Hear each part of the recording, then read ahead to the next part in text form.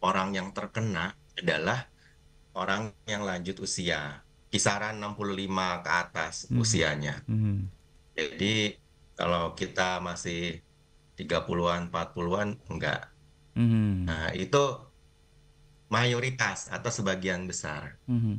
Tapi bukan berarti yang muda-muda ini juga, nanti aja kan mungkin itu penyakit orang tua lah gitu. Enggak juga ya gitu.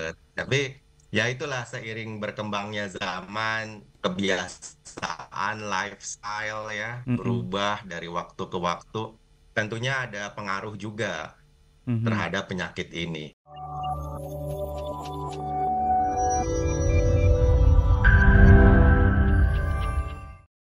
Sebuah informasi yang penting untuk diketahui dok terkait penyakit Alzheimer.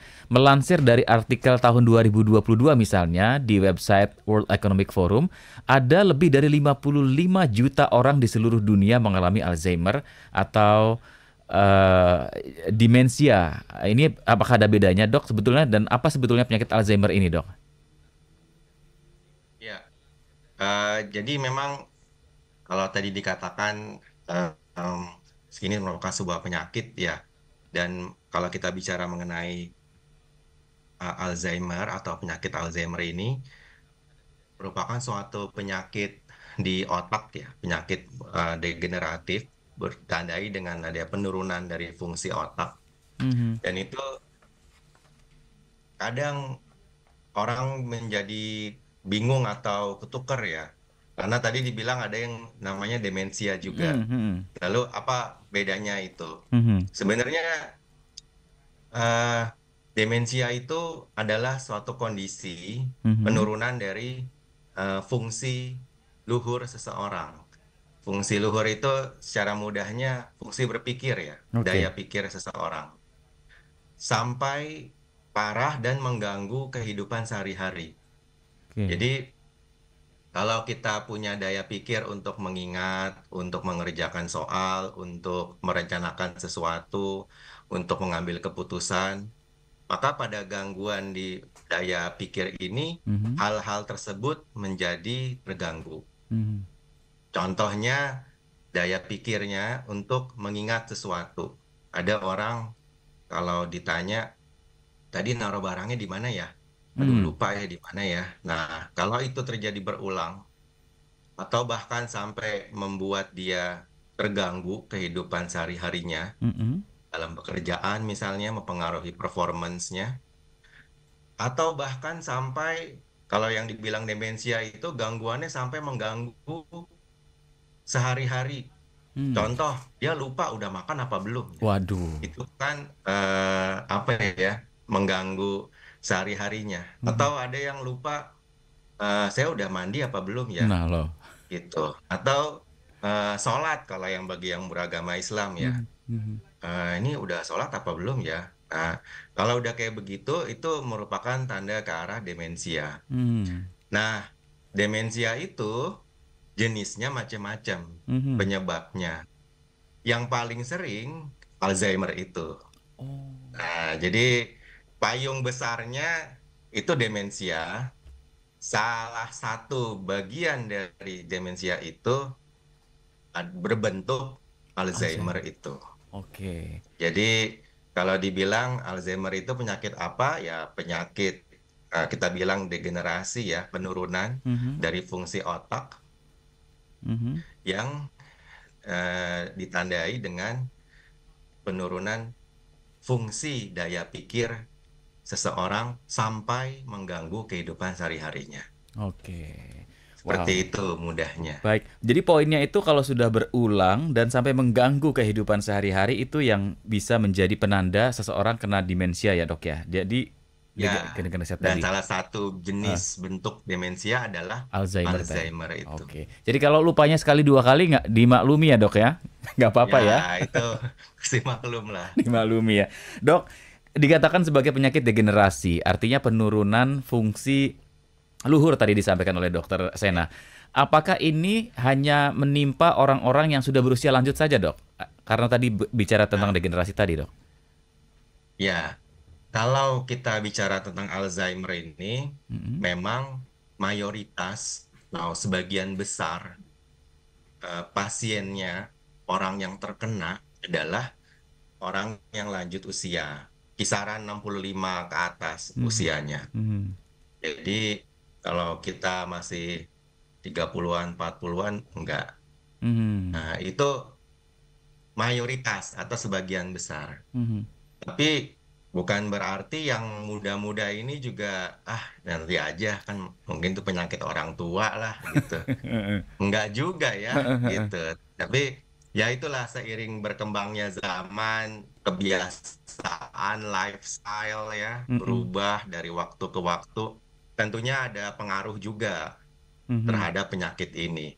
Baik. Jadi ada sebagian kecil lah kita bilangnya itu terjadi di usia yang lebih dini. Hmm. Di usia lebih dini itu mungkin 30-40 tahun. Oh. 30-an, 40-an tahun. Mhm. Mhm. Nah, tapi itu jarang ya. Mhm. Bahkan eh, ya sulit lah. Mhm. Yang Mhm. paling sering itu tadi, usia lansia. Baik. Jadi 65 tahun ke atas tadi disampaikan oleh dokter yang perlu waspada terhadap Ya, Alzheimer ini. Dokter, tadi disinggung juga soal kebiasaan lifestyle. Kemudian mungkin bisa ya. dijelaskan faktor-faktor yang menjadi pemicu kemungkinan terjadinya Alzheimer. Ini, Dok. Nah, jadi si Alzheimer ini ditandai dengan adanya penumpukan protein di otak kita. Mhm. Penumpukan protein ini eh, kalau ditanya kok bisa terjadi gitu ya. Mhm. Nah, itu sampai sekarang memang masih terus diteliti Mhm. mekanisme asal muasalnya kenapa penumpukan protein yang bermasalah ini terjadi. Tapi kalau ditanya faktor risiko atau ya apa hal-hal yang bisa membuat seseorang lebih mungkin menderita ini, ada beberapa hal. Mhm. Jadi salah satunya itu adalah yang banyak diteliti hubungan antara kejadian Alzheimer ini Mhm. dengan orang-orang yang punya masalah di jantung dan pembuluh darah. Oke. Jadi misalnya kayak darah tinggi, kolesterol, Iya, iya, iya. diabetes, merokok, Oke. terus apalagi ya, alkohol. Mhm. Jadi eh, kebiasaan atau penyakit-penyakit yang memang bisa membuat seseorang itu tadi ya darah tinggi, Mhm. kolesterol, serangan jantung, Mhm. stroke, Mhm. itu ternyata meningkatkan kemungkinan Alzheimer. terjadinya demensia Alzheimer ini. Oke. Jadi Iya, iya. kalau dibilang kebiasaan, ya nggak jauh beda dengan kebiasaan-kebiasaan yang membuat kita terkena penyakit-penyakit itu, Mhm. ya. Mhm. Mhm. Darah tinggi, misalnya apa?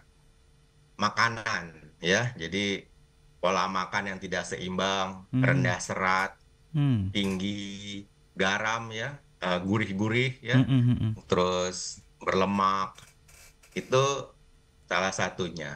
Oke. Terus kebiasaan apalagi olahraga ya atau aktivitas eh, Fisik kita. fisik Mhm.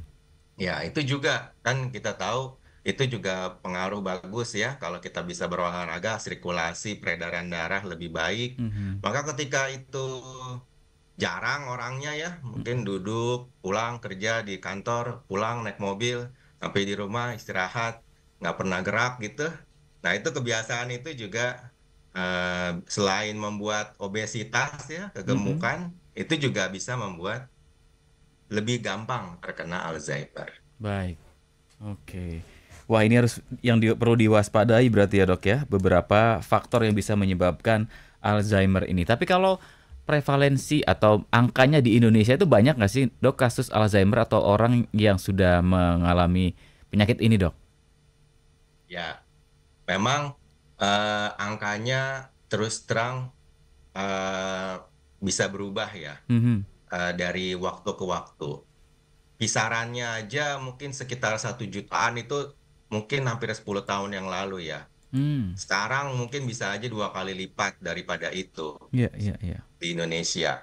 Jadi kalau dilihat mungkin angkanya kalau dibandingkan penyakit-penyakit lain ya, kayak darah tinggi, mungkin nggak terlalu wah Mhm. angkanya. Mhm.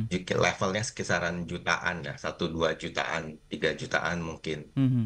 Tapi yang perlu diwaspadai adalah seiring waktu ternyata di Indonesia ini lebih banyak lagi lansia atau orang angka harapan hidup kita meningkat. Mmm. Mhm. Jadi artinya lebih banyak lagi nih orang-orang tua Mhm. yang lanjut usia Mhm. yang ada di sekitar kita Mhm. dari tahun ke tahun di Indonesia ini. Yang itu ya itu artinya semakin banyak orang yang lebih beresiko Mmm. terkena demensia Alzheimer ini. Mhm. Jadi tantangannya seperti itu. Kalau ada orang bilang bonus demografi seperti itu ya salah satunya jangan lupa ketika dia muda, maka dia akan berlanjut juga menjadi tua Betul, dan betul. angka harapan hidup semakin baik, ya artinya dia akan orang-orang yang muda ini akan lebih banyak survive sampai usia 60-an, 70-an. Dan ketika itu terjadi, Mhm. maka risiko seseorang untuk mengalami demensia Alzheimer ini besar. Baik. Apalagi ya tahu sendiri gaya hidup sekarang Iya, kan iya. ya begitu ya, banyak sekali, walaupun kita juga sering mengimbangi dengan kampanye berolahraga seperti Mmm, itu, mhm. tapi banyak juga godaan-godaannya ya, gitu. Yang instan-instan ya, Dok? Yang enak-enak Iya, gitu ya, Dok? betul. Baik. Wow, menarik ya tadi dokter sudah menyadarkan kita bonus demografi bukan cuma di angkatan kerjanya, tapi warga seniornya juga makin tambah banyak dan itu resikonya terhadap Alzheimer semakin tinggi ya, Dok ya.